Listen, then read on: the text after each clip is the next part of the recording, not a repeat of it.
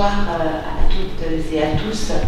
Je remercie chaleureusement Armand Diran de m'avoir invité à prendre la parole à cette conférence débat sur éthique et transgression dans le soin. Mes propos n'auront rien de philosophique. Je souhaite simplement témoigner de mon expérience de médecin gériatre et des interrogations qui ne cessent de jalonner ma pratique quotidienne pour vous les faire partager. J'ai toujours travaillé en milieu gériatrique et je suis actuellement responsable de 2 unités d'EHPAD, lieux particulièrement propices comme l'hôpital psychiatrique au fantasme collectif de maltraitance, de toute puissance des soignants et de bafouement des principes éthiques élémentaires. Il est vrai que ce sont des lieux qui sont rarement librement choisis par leurs occupants et que ces derniers font partie des populations les plus vulnérables. Or, s'il est vrai également que la transgression des principes éthiques existe dans les pratiques du soin gériatrique, ce n'est pas toujours pour le pire, dans le cas d'une maltraitance institutionnelle, d'une négligence, d'une privation de liberté, d'une obstination déraisonnable ou d'un fatalisme coupable. La transgression a parfois une valeur éthique en elle-même quand elle permet de s'affranchir des normes sécuritaires pour redonner du sens à la vie du résident, quand elle le guide dans des choix qu'il serait en incapacité d'assumer seul, quand il y a une prise de risque ou une perte de chance en termes de quantité de vie mise au profit de la qualité de vie de la personne âgée. Dans la pratique soignante et médicale quotidienne, il y a malheureusement effectivement une transgression banalisée des grands principes éthiques, ce que je vais aborder dans ma première partie. Mais il y a également, notamment auprès des malades les plus vulnérables, une certaine éthique de la transgression, fondée sur le bon sens et l'humanisme, basée également sur l'apprentissage de l'humilité, qui nous fait considérer que le mieux est l'ennemi du bien, y compris dans le domaine éthique. Cet aspect-là sera développé dans ma deuxième partie. Nous allons déjà illustrer par quelques exemples comment les principes éthiques sont régulièrement bafoués dans les pratiques soignantes.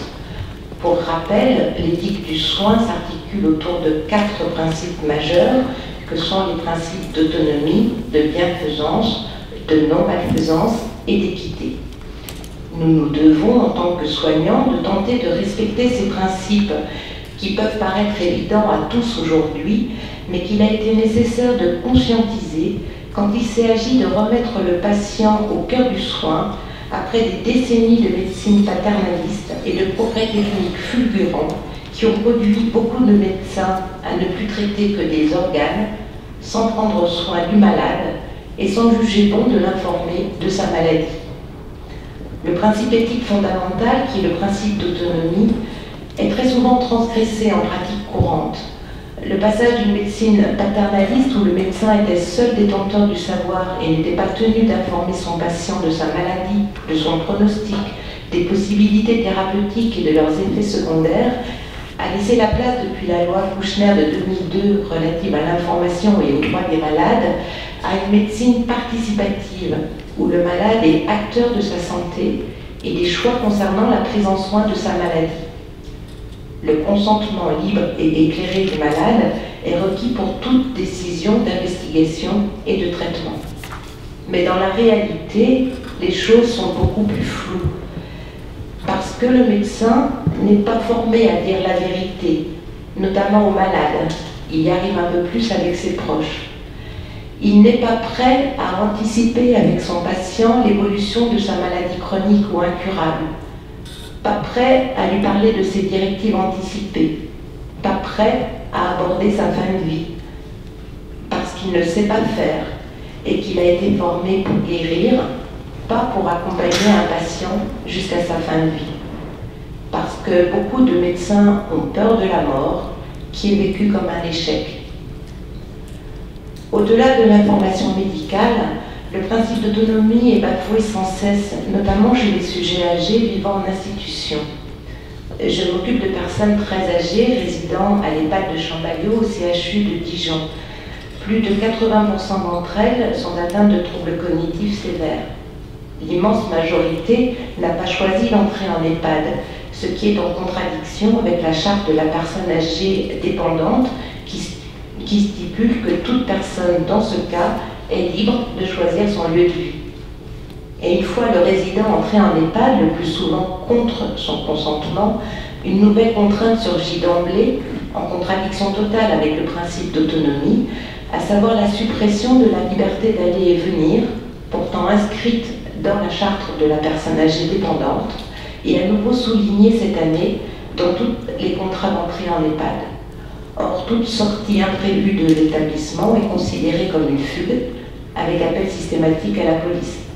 Même dans les unités non protégées dédiées aux malades Alzheimer, nombreux sont les résidents à porter sans leur consentement un bracelet anti-fugue. Et s'il existe de très rares EHPAD où toutes les contentions sont proscrites, la plupart des institutions recourent aux contentions physiques et ou chimiques d'une bonne partie de leurs résidents. L'intention initiale des soignants est louable, éviter la chute et le spectre redouté de la fracture du col fémoral. Mais combien de résidents ont perdu définitivement la marche, tout simplement parce qu'ils étaient contenus jour et nuit en dehors de leur demi-heure bi-hebdomadaire de kinésithérapie motrice. Au sein de l'EHPAD, le principe d'autonomie est bafoué au quotidien pour des raisons parfois beaucoup moins louables, par négligence ou ignorance, le plus souvent du fait de contraintes institutionnelles. L'EHPAD est censé être un lieu de vie, vous y êtes chez vous, dans votre chambre, c'est votre domicile, mais vous n'y faites pas ce que vous voulez, et surtout pas à l'heure que vous voulez. Ce n'est pas vous qui décidez de votre heure de lever ou de coucher, encore moins de vos heures de repas. Ce n'est même souvent pas vous qui décidez quel jour vous vous levez ou vous restez au lit. Encore trop souvent, vous avez la joie de partager votre chambre avec une autre personne que vous n'avez évidemment pas choisie, et vous devez partager avec elle son programme télévision, ses visites, ses périodes d'agitation, parfois son agonie. Votre chambre est votre chez vous, mais vous n'avez pas le droit de fermer la porte à clé. N'importe qui peut y entrer à n'importe quelle heure, y compris quand vous êtes à la toilette ou sur la chaise percée. Du moment que les soignants ont pensé à frapper avant d'entrer, nous n'avons même plus l'impression de violer votre intimité.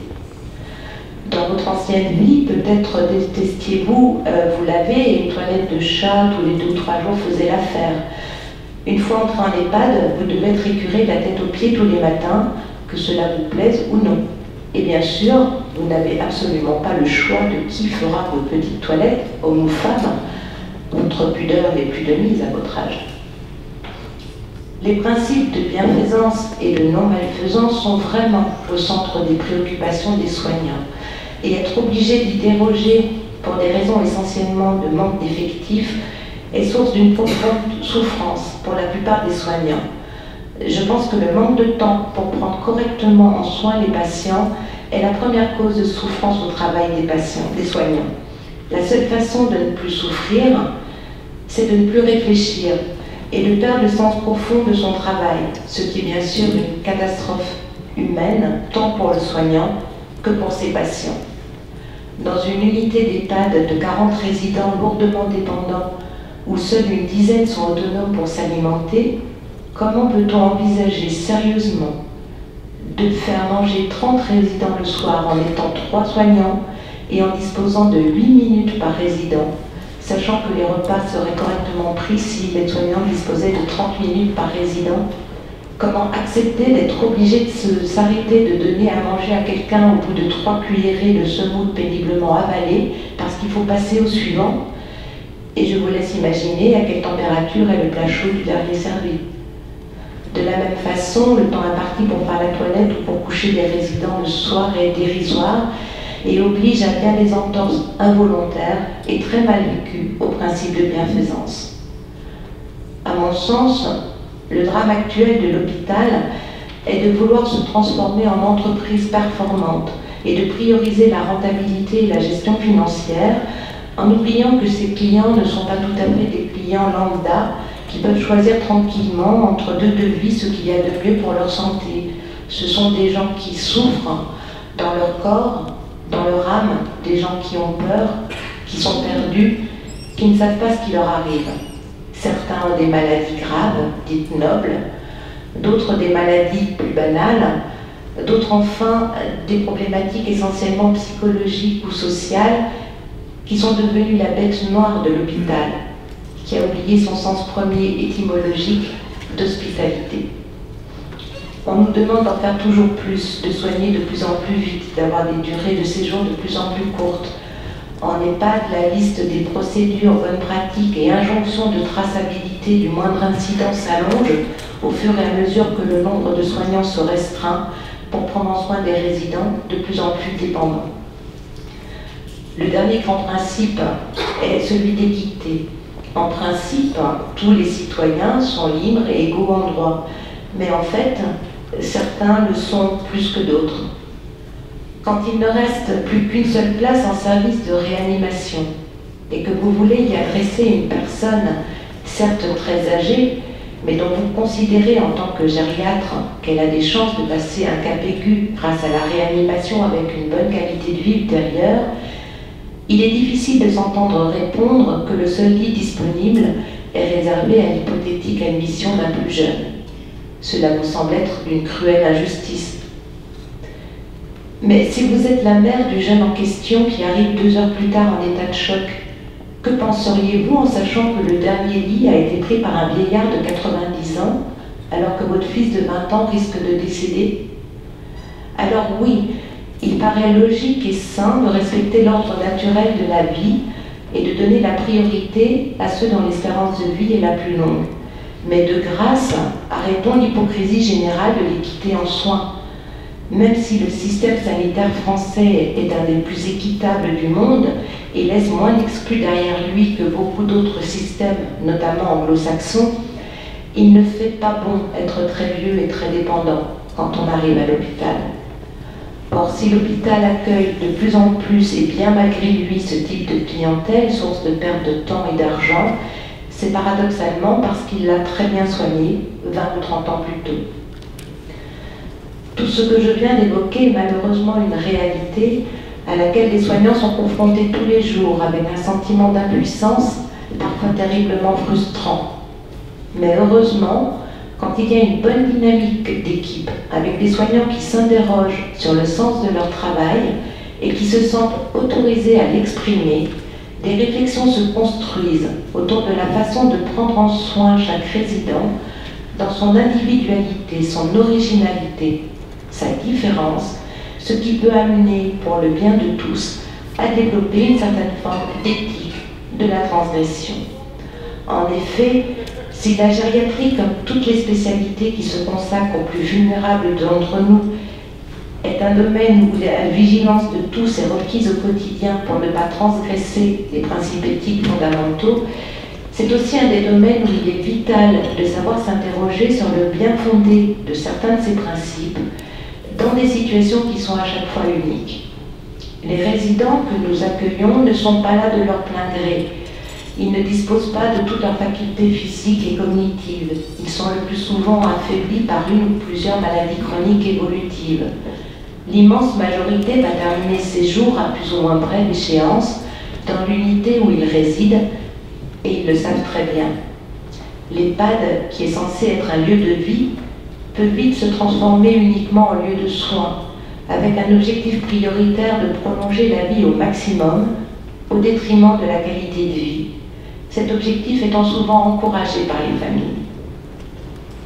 Le cœur de notre métier est donc de faire la juste part entre les soins éventuellement contraignants, requis pour passer un mauvais cap, prévenir une détérioration somatique et assurer une certaine sécurité du résident, et l'affranchissement de certaines normes ou injonctions, y compris éthiques, pour améliorer la qualité de vie et le bien-être du résident. Je voudrais revenir en premier sur le principe d'autonomie, qui doit, à mon sens, être parfois interrogé au regard de l'éthique clinique. Parce que l'autonomie est peut-être un beau principe, mais c'est surtout un leurre, qui plonge les humains dans les affres de la solitude absolue, face à des choix qu'ils ne peuvent pas faire sans tenir compte d'autrui. Je crois qu'on peut tout dire, mais pas à n'importe qui, et surtout pas n'importe comment, ni à n'importe quel moment. Notre rôle est beaucoup plus complexe que d'informer le patient de sa maladie, de ses conséquences, des traitements possibles et de leurs effets, dans le but d'obtenir un consentement éclairé du malade avant de lancer des investigations et l'approche thérapeutique qu'il aura choisie. Si l'on s'en tient stricto sensu à ce consentement éclairé, on se dédouane finalement de toute responsabilité.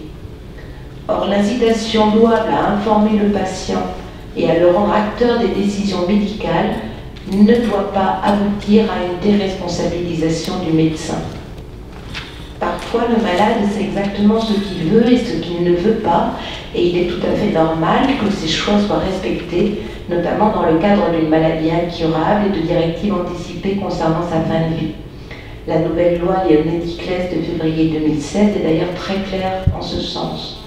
Elle se doit d'être appliquée en n'oubliant jamais que l'ambivalence est propre à tout être humain, probablement encore plus aux portes de la mort, que l'on peut tout autant souhaiter que redouter, avec des allers-retours réguliers entre un désir que les souffrances cessent à jamais et un espoir d'aller mieux, entre une lassitude vis-à-vis des soins et l'impression d'être abandonné par le corps médical. Le plus souvent, le malade est perdu, et notamment quand il est âgé et habitué à une médecine paternaliste qu'il a connue tout au long de sa vie, il a tendance à s'en remettre au médecin pour choisir ce qu'il y a de mieux pour lui. La personne âgée a également souvent besoin de se tourner vers ses enfants pour l'aider à prendre une décision à sa place. Il est clairement établi par la loi que la parole du malade est souveraine. Le médecin est tenu de la respecter, y compris en cas de refus de soins, après avoir fait son possible pour le convaincre d'accepter ses soins. Mais la transgression du principe éthique d'autonomie me paraît nécessaire lorsque le médecin, après concertation pluridisciplinaire avec l'équipe soignante, qui est tout à fait indispensable, et discussion collégiale avec un ou plusieurs confrères dans les cas les plus complexes, va annoncer aux patients et ou à ses proches un diagnostic et les options thérapeutiques en les guidant vers la solution reconnue en équipe comme la plus adaptée aux patients. Au-delà de la transgression bienveillante du principe d'autonomie dans l'objectif de ne pas faire porter aux patients ou à ses proches la responsabilité d'un choix thérapeutique trop lourd ou incertain, je pense qu'il faut apprendre à s'affranchir parfois des règles de fonctionnement de l'institution. En théorie, chaque résident d'EHPAD doit bénéficier dans les 2 mois suivant son entrée d'un projet d'accompagnement personnalisé qui prend en compte, à travers un entretien pluridisciplinaire avec lui et ses proches, de ses goûts, de ses envies, de ses besoins. Nous avons vu que les contraintes institutionnelles laissent peu de place à la recherche de l'épanouissement de chacun. L'attente première de l'institution et des familles est que le résident soit en sécurité. Or, sécurité rime le plus souvent avec privation de liberté. La notion de prise de risque est donc fondamentale à travailler en équipe et avec les familles. Savoir accepter qu'un résident puisse tomber et se fracturer, parce qu'il lui est vital de marcher toute la journée pour calmer ses angoisses, ou que la contention le renvoie à son passé de jeune prisonnier de guerre. C'est une transgression du principe de non-malfaisance, mais c'est redonner sens et dignité à la vie de ce résident. Savoir organiser, comme cela se fait dans les unités où je travaille, des petits déjeuners améliorés comprenant du pain grillé, des charcuteries, ou des barbecues avec merguez et frites pour des résidents habituellement condamnés à manger en texture mixée parce qu'ils ont des troubles de déglutition, c'est prendre le risque que l'un d'entre eux s'étouffe. Mais c'est redonner un des plaisirs essentiels de la vie, celui du bon repas et de la convivialité. Savoir également ne pas faire ou ne plus faire est un exercice bien difficile pour les soignants que nous sommes et qui heurte la plupart des familles. La notion de stimulation des capacités restantes acquises par les professionnels et les familles, notamment au moment du diagnostic d'une maladie cognitive, doit pourtant être interrogée au cours de l'évolution de la maladie. Vouloir maintenir à tout prix l'indépendance motrice d'une personne âgée épuisée et démotivée, qui ne comprend plus les consignes du kiné et qui n'a plus envie de se lever de son lit, cela devient de la maltraitance. alors que lui permettre de rester au lit toute la journée si c'est son souhait, c'est de la bienveillance. En conclusion, entre d'un côté les normes, les procédures, les bonnes pratiques, les valeurs soignantes, les lois, et de l'autre les injonctions économiques, les contraintes budgétaires, l'insuffisance de moyens humains, les exigences des familles et les peurs des représailles judiciaires, les soignants sont sous tension permanente et s'épuisent à vouloir être le plus possible en accord avec leur mission de prendre soin, tout en constatant que c'est mission impossible. Beaucoup se découragent et perdent le sens de leur métier. Ils courent partout, en permanence frustrés, et enchaînent les tâches sans jamais se poser pour réfléchir à leur sens. On croit alors aller à l'essentiel en ne parlant que des maladies, des examens et des traitements, en oubliant de parler du malade et en occultant soigneusement ses propres sensations et émotions. Or, l'essentiel n'est pas dans le faire, mais dans pourquoi et pour qui on le fait. Si on lève un résident, est-ce vraiment pour son bien-être à lui, ou est-ce simplement parce que sa famille l'a exigé ce jour-là, parce que ça l'arrange, ou parce qu'il y a une aide-soignante en renfort? Si l'on passe d'une alimentation normale à une alimentation mixée, est-ce que c'est pour que le résident mange plus vite et que c'est plus pratique, ou est-ce que c'est parce qu'il fait des fausses routes? Et s'il fait des fausses routes, ne doit-on pas oser lui faire courir ce risque si le seul vrai plaisir qui lui reste est de manger des frites avec les autres résidents? Et si on l'attache au fauteuil, c'est certes pour éviter qu'il ne se casse le col du fémur, mais n'est-ce pas aussi pour éviter les plaintes de la famille s'il arrive un accident, ou pour qu'il ne perturbe pas la bonne marche du service en entrant dans toutes les chambres? Et si la toilette n'est pas faite un jour, pour qui est-ce un drame? Pour le résident? Pour sa famille qui va s'en plaindre? Pour le soignant qui aura l'impression de ne pas avoir bien fait son travail? Ces questions sont essentielles à se poser en équipe afin de prendre ensemble conscience de ce qui est le plus important pour le résident, au-delà des bonnes pratiques officielles. Il nous faut apprendre à se questionner sur le bien fondé de ces bonnes pratiques pour un résident donné. Oser transgresser les sacro-saints rituels soignants qui, s'ils ne sont pas appliqués, donnent au soignant l'impression qu'il a négligé son travail et son patient, alors que justement, il vient de redonner tout son sens au premier et toute sa dignité au second. S'affranchir par exemple de la toilette complète quotidienne chez une personne qui ne veut pas se laver, en tout cas pas ce jour-là ou pas à cette heure-là. Ne pas se sentir obligé de lever un résident fatigué en l'attachant au fauteuil tant il se laisse glisser, bien que ce soit le jour de visite de la famille qui a envie de le promener ou de se promener au soleil. En EHPAD, nous avons encore la chance de pouvoir faire de vraies réunions d'équipe toutes les semaines. Elles devraient théoriquement durer 1 heure, elles font souvent le double.